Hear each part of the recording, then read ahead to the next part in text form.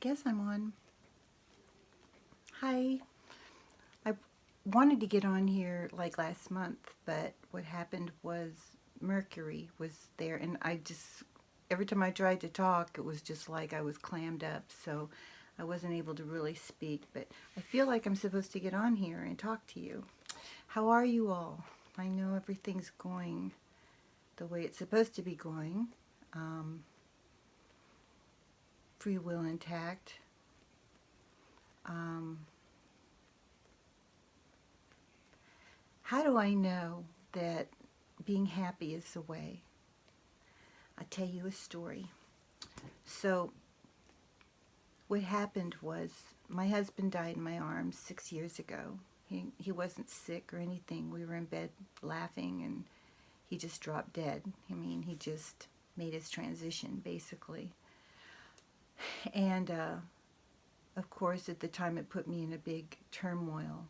I slept outside for a month. I couldn't sleep in the house. There was just a lot of stuff I went through. I couldn't sleep in a tent. I had to be under the stars. I felt like everything was choking me. I felt like I couldn't function. I couldn't eat. I couldn't do anything but lay under the sky. Um, so what happened was, I remember 3 weeks before that, my husband came down the stairs, and he was a biker, so he was kind of a stocky person who had a heavy walk. He didn't really have a light walk, but he came skipping down the stairs that day, and I was reading the Zohar, and he jumped down off the bottom steps, and he looked at me and he said, "Please be happy, please be happy, please be happy." And I looked at him and I said, "Baby, I am happy. I mean, we had everything. We had 6-digit income, a company that we both loved that we worked at. I'm an artist. He's an artist. And so we had a huge studio that we did very well at. We crafted glass. But what happened was, I remembered after he died, that quote just stuck with me. Like his subconscious knew. Because after he said that, I looked at him really funny, and I was like, and he looked at me funny, and he just walked out of the room, and then he turned around and kind of looked at me puzzled, like he didn't know why he said it either.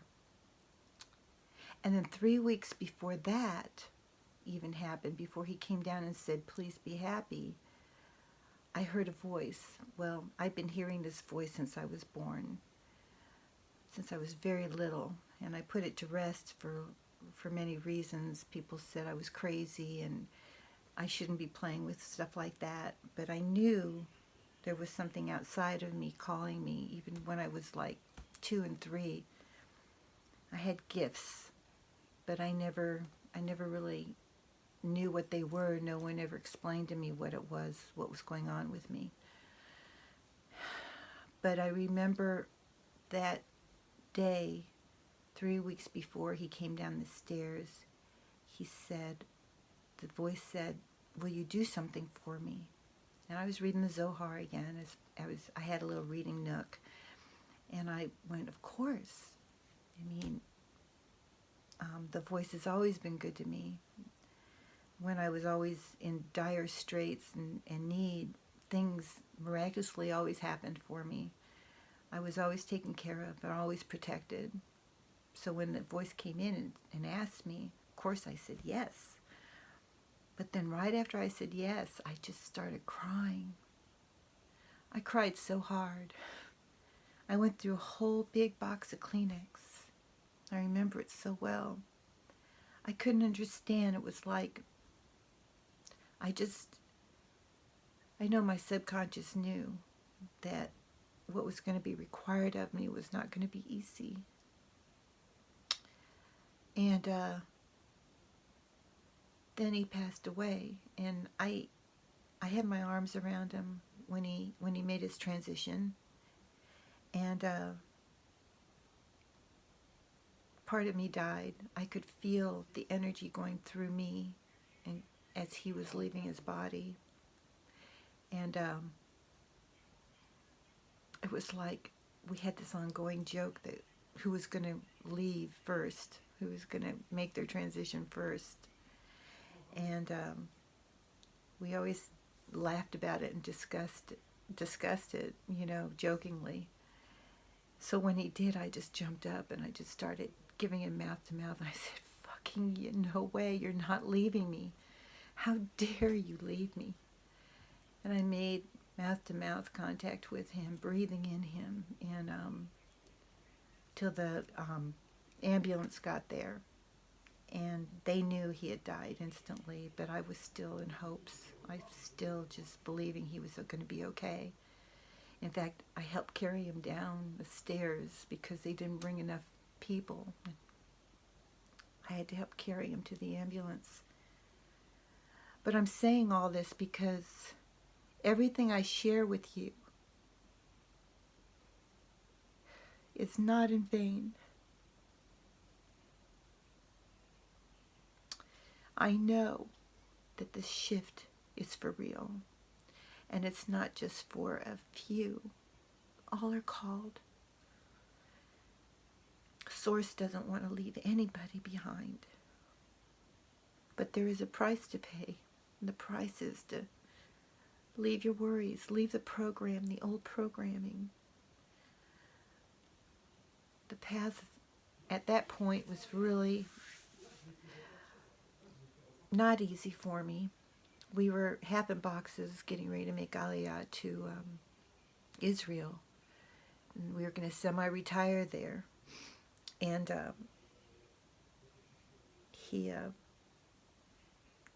I didn't know what to do. We were sold the company. We were half in boxes. Everything was, we had our tickets. And I didn't know what to do. And I heard his voice say, go. I heard his voice say, go, baby, go live our life. Go be happy. So I sat my kids down and I told them what I felt. And they told me, Mom, go. If this will make you happy. Of course, they changed their minds later on. But I went to Israel by myself. Didn't know anybody. Had a couple there that we had met through our synagogue that she took me in, and the whole idea was to go in and live with her for about a year, learn the language, learn the country, get a job like everybody else. But after I was there, I wasn't even there a month, and it was like everything in me was pulling me to move to Tel Aviv. And I knew it was the voice calling me. It was just like I couldn't not go.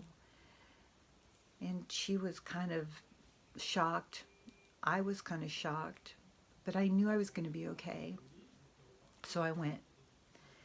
And I got a place in Tel Aviv, a really cool place, an apartment. And I went to Burning Man because that's what we were going to do. They have a Burning Man in Israel, believe it or not. Well, they did. I don't know if it's still going on. But so I went to Burning Man. And if you don't know anything about Burning Man, basically it's a festival. You go and you can just be yourself. It's where you go and actually get to express yourself the way you really feel inside with no judgment. Of course, there's drugs and drinking and partying and constantly dancing. And you live outside, you live in tents, and it's very eco-living. You live off the land, and there are kitchens, and you bring your own food if you want. And it's a really cool setup. So I did that because that was on our plan. And the whole theme at the playa was about a man and a woman. It was our story. It was about, the sculpture was a man with a broken leg, and he had a hurt leg. He fell off a scaffold doing a job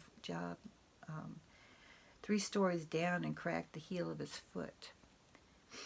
And he'd always been limping. They wanted to amputate his foot, but he would have just not been the same. I knew he didn't want to have that done. So I just told him, do whatever you can to repair this for my husband. And so he had to go and get therapy, and he did some things, and he walked on his foot. I'm sure he was in pain. We did massages and stuff like that. And we had a hot tub, and he went in the hot tub and tried to take care of himself. But the story of the playa was about this man who had a broken leg, and the girl was a ballerina, and she was made out of steel, and he was made out of wood. And so at the end of the play, they usually burn the big art piece, art installation on the playa. And so they burnt him down, and then they tried to burn her down, which was metal. I couldn't understand why they did her in metal, but she just slightly burnt. She stood. She didn't fall. And before that, when we were getting ready for the, I went early and tried to help him set up, and was working with the group that was putting up fences. And I just worked in the kitchen helping with the food, but I was there just for support. And 3 times we had a huge windstorm that came in and tore down the fences, which was totally unusual. Everybody was just freaked. I was calm and kind of like in this whole trance the whole time, and I wasn't really doing any drugs. In fact, I didn't do any drugs that weekend except for smoking some pot. I didn't really do any acid or anything like that. But yeah, I smoked some grass, and basically, and I didn't drink. I don't drink. So 3 times the fences came down. And then there's a place in that area where 3 rivers cross. It's I believe it's a portal, but it actually downpoured rain, and all 3 rivers crossed during that time too, which was crazy. So between the sandstorms and this rain, this torrential pouring rain, I went into this deep trance, and the mountains just called me. The voice was calling me, and I walked up into the mountains. It was probably a good 3 miles, maybe. Everything's been in kind of threes, sort of, with me. But I walked up into the mountains, and I found a little ledge. By the time I got up there, I was really tired, and it was in the afternoon, fairly early, probably about noon. I left early in the morning.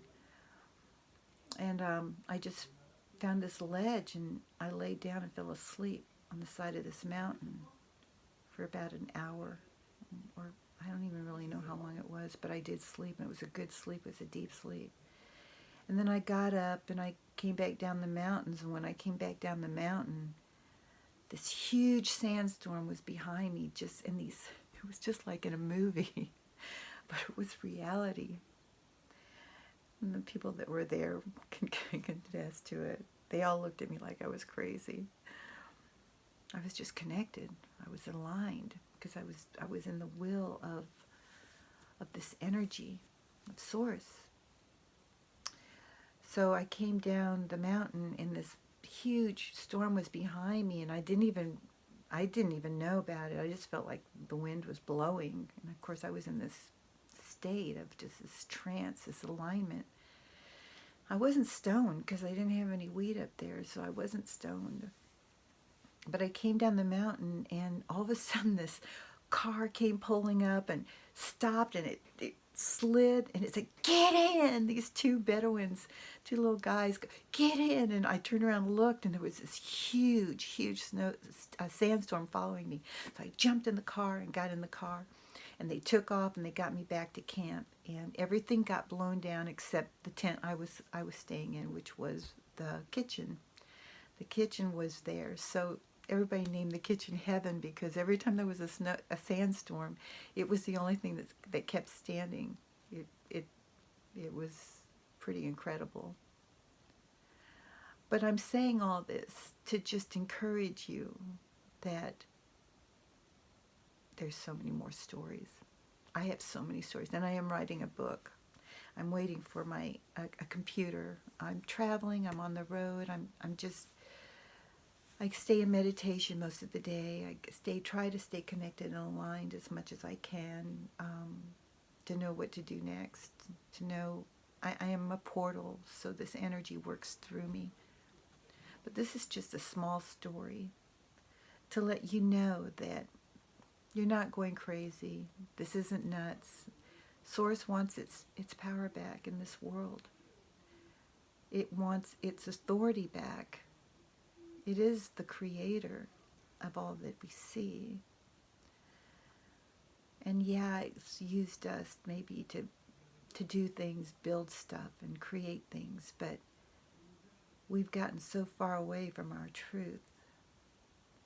And so there is going to be a shift, and it is happening, and many are feeling it. Some may not be feeling it right now, but it is here. And it's coming on, and basically there's many of us that have awakened that are trying to tell the masses to prepare yourself, because for those that aren't prepared, it will be a painful journey. But for those that are ready, for those that prepare themselves for this shift by leaving what no longer serves you. Now, what do I mean by that? Things that bring you down, things that make you depressed, things that make you jealous, things that make you angry.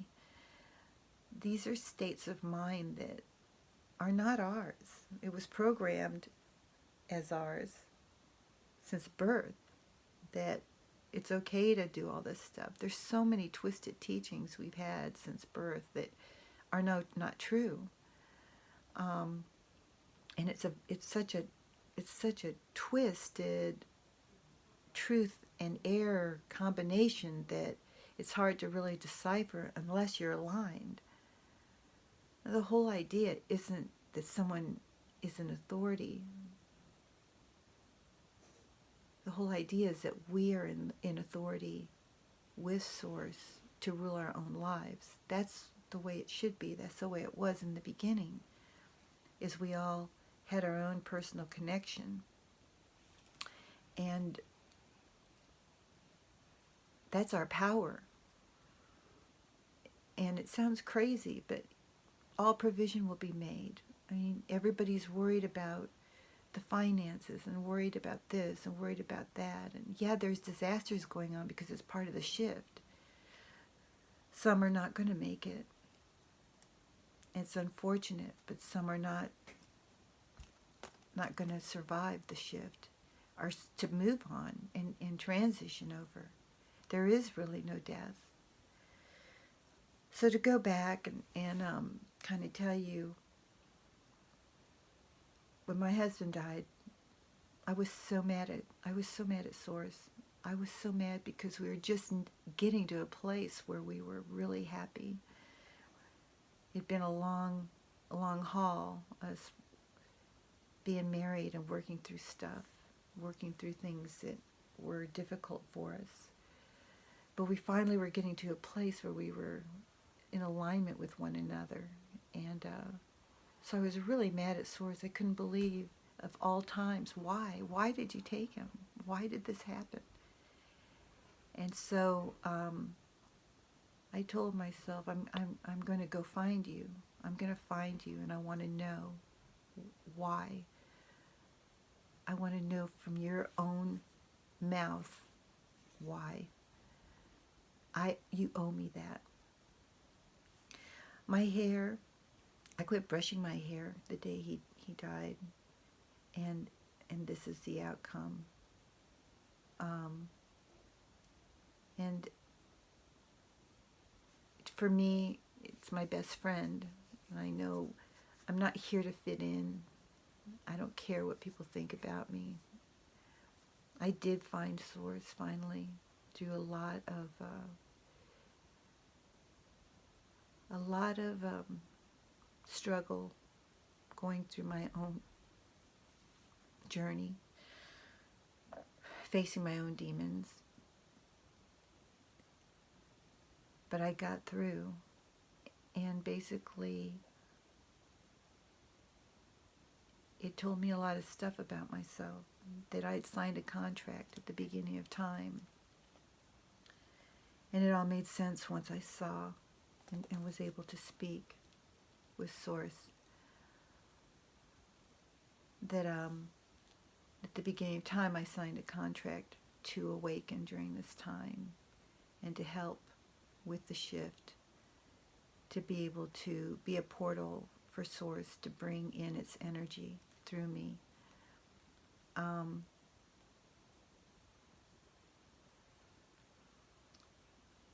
People ask me if I'm lonely. I'm not lonely. I'm alone. But in the eyes of the world, I'm alone. But I have a lot of companionship in the other realm. I've transitioned. I live in the 5D. I don't think like most humans. I don't see things in duality. I see things in non-duality. Everything. That's why cursing and stuff I say that might seem offensive to you, for me they're just words. They don't mean this or that. And I'm trying to I can't come back. I can't come back to this lower frequency. I can't return. I understand how you see things, but to return and be there, I can't.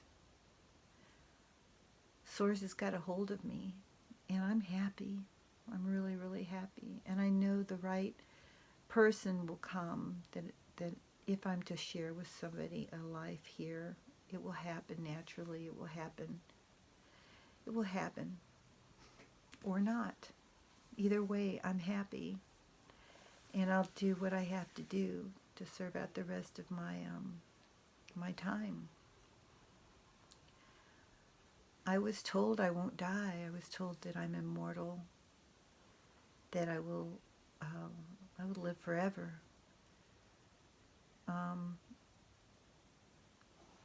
And everybody has their own journey and their own path. There's not one way to go through this. So the whole idea is to get everyone to find their own true selves, because within yourself is your answer. And I've said this before in other recordings, and I'm not on very often because I don't want people getting addicted to the fact that, someone always has the answers. The whole idea is for you to find your answers within yourself, because you are empowered, just like I'm empowered. You have the same power within you. And like I said this before, in your heart you have an electric shock, and it's scientifically and medically proven. It's an electroid, and we're not plugged into a socket in the wall. What are we plugged into? We're plugged into the electromagnetic field, which is Source. It's the energy around us. There's so many misconceptions about this entity we call God because of religiosity. Not just Christianity, but all kinds of religion, like even Islam, And there's so many pure essences of all religions, like Sufism. Like Sufi is very connected through energy, through song, through dance. But then there's a twisted understanding of it, of control and abuse, and so these are things we all have to work through.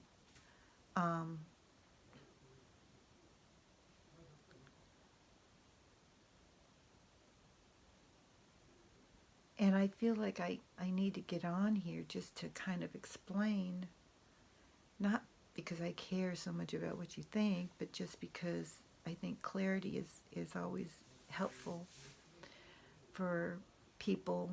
Humans especially need specifics. They like labels. They live in a world of duality, so they have to have reasoning. And so I feel like I should have to, need to just speak about what is actually happened with me and why I'm so fervent and bold about my speaking of what's going on, because I know that I know that I know. There's no doubt. And all this energy really wants for us is to live in peace and happiness. It's not something that is um, violent, but it seems violent because the other energy, which is the negative side of this energy, has taken over. It's just gotten too big. It's kind of like there's light and dark, and without the light you can't have dark, and without the dark you can't have light, but there has to be a balance. And when we have made the entrance, of course, the way we were taught in religions is, the Adam and Eve thing, and of course this is a Christian flair of it, but the Adam and Eve thing where, we took a bite of the tree of good and evil. So we know too much. We can't return. We can't just undo the dark that we've accepted in our lives. The only way we can get rid of it is by marrying the two, putting them together, and then they become balanced and they become one, and then we have more control over the sides of us that want to use the tool of darkness to either build a house or hit someone in the head. There's tools here of dark that are good if we use it for the good, but it's just become out of balance. People want to use it for control. And I was thinking the other day after meditation about even terrorism. Terrorists even have the best intentions, or so they think in their own minds, by forcing people to believe and think the way they think, by going in and taking over. And it's not good. But maybe in some of them they think it's good, but you can't control people like that. The only person you can control is yourself. And that's how we heal the world. We heal the world through one person at a time, through healing ourselves, going within and healing ourselves. So that's a short story. It's not that short, but I wanted to just get on and kind of explain a little bit about what I've gone through and why I speak so boldly and so candidly. And there's a reason. We're preparing the way for unconditional love, which is here already. Unconditional love. It's the only way. And it starts with unconditionally loving yourself, which comes off looking really selfish. Again, programming, what is self? Abraham Hicks, she talks about it. Self is source. True self is source. And if we don't learn to love ourselves and take care of ourselves first and heal ourselves, forgive ourselves, not be ashamed of the dark that we have within us and the guilt we carry and the things that we do, but learning to love all parts of ourselves and forgive those around us. When we truly heal, then we can heal others. So it comes off really selfish at first, but it's part of this whole twisted lie we had, that you have to be holier than thou. You have to not do this. You can't drink. You can't dance. You can't listen to me. You can't do all this stuff. Well, it's such a lie. Dance is one of the most beautiful places within you of praise, of devotion. And it doesn't matter what dance it is. What matters is the condition of the heart. If you're doing it for your joy, if you're doing it to feel good, if you're doing it because it makes you happy, if you're doing it because it brings joy to others, then do it. But we haven't been taught that. We've been taught to be ashamed. We've been taught to hold back, and that's inappropriate. And there's a time and place for everything. Really? There's so many things we've been taught that have been just a bad program that's held us back. And I'm not saying be totally unruly, but to listen to yourself and be free enough to be who you are authentically, because it's there that Source lives, in the purity, in that childlike innocence. Children never think another second thoughts about doing anything. They just do it. And they do it with such faith. And they just don't care. And you get older, and then you worry about, well, what will so-and-so think, and what will Grandma think, and what will Aunt Josie think, and what will Uncle Harry think, instead of, what do I think? Do I want to do this? Do I enjoy this? There's a lot of stuff that happened with me. A lot of stuff. I can tell you so many stories, but I want to keep this short. I think that's enough for now. But I do want to extend my love to all of you. And I understand the battles we're going through. The government system has been really corrupt for many, many years, has gotten out of hand, and it can't keep going on. It can't keep stealing from people their rights, not only their rights, but the finances. It's a corrupt system. And, just like this thing, there's a thing that says in the Bible that the hungry you always have with you. Do you really believe that a God that is love would say that? Oh, well.